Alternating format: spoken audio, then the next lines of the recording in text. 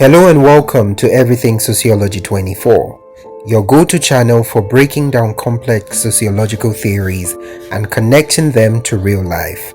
I am Odi Godwin Agbaka, and today we are diving deep into one of the most powerful concepts in the study of race and identity, and that is double consciousness. It is a theory developed by the legendary scholar and activist W.E.B Du Bois. This isn't just an abstract theory, it is about real people, real feelings, and the struggles to be fully seen in a world that often chooses not to look. But before we dive into this topic, please remember to subscribe to this channel. Du Bois didn't come up with his ideas in an ivory tower. His theory of double consciousness came straight from personal experience. He grew up in a society where his skin color shaped how others saw him and how he came to see himself. In his book, Dusk of Dawn, Du Bois reflects on this, saying something like, "If I hadn't been confronted with racism from early on, I probably would have just gone along with the system I was born into, never questioning it."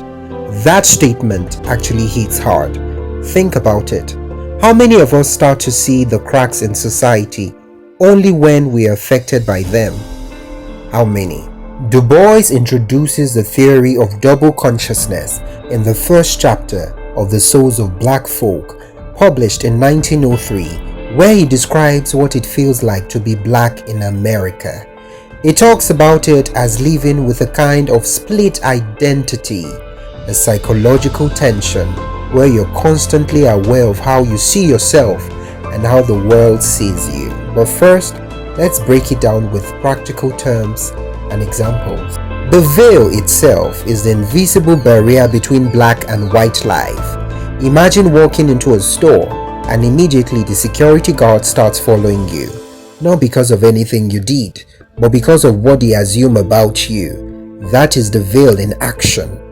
It separates how black people experience the world from how white people do. The dominant group projects stereotypes and assumptions onto the veil. Meanwhile, black individuals often have to look at themselves through those projections, constantly battling someone else's image of themselves. In terms of the two-ness, Du Bois called it a peculiar sensation. Imagine trying to live as both fully Nigerian and fully American, or whatever your cultural mix is about, only to find the world refusing to let you be both.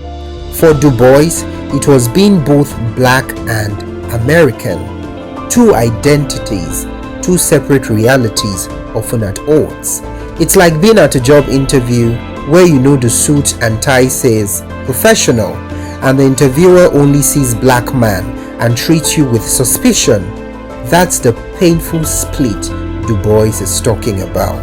In the second sight, this is where it gets powerful.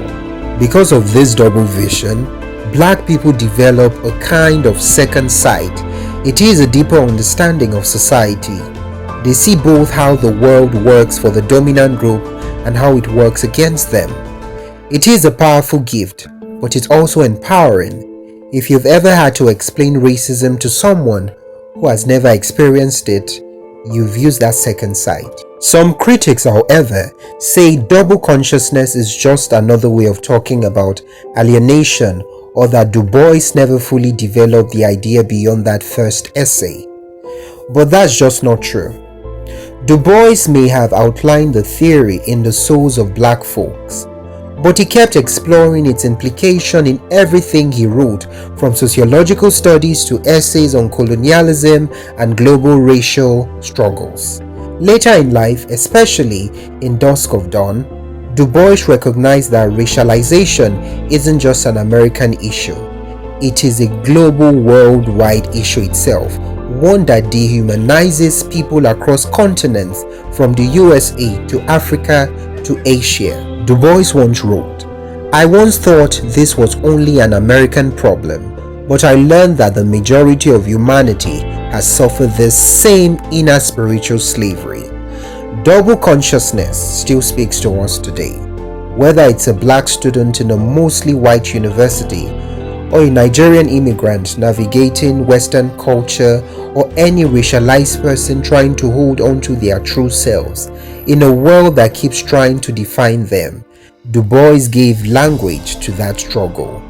He taught us that our pain has meaning, our perspective has power, and our vision, our second sight, might just be what's needed to challenge the system. So tell me, what do you think? Have you ever felt this kind of trueness before? Ever had to wear a metaphorical mask just to make it through the day? Kindly drop your thoughts in the comment section and like, share and subscribe to Everything Sociology 24. Thank you for watching. Next time, we'll look into how this theory connects to the global South and post-colonial identity. Surely, you don't want to miss it. Until then, stay thoughtful, stay critical.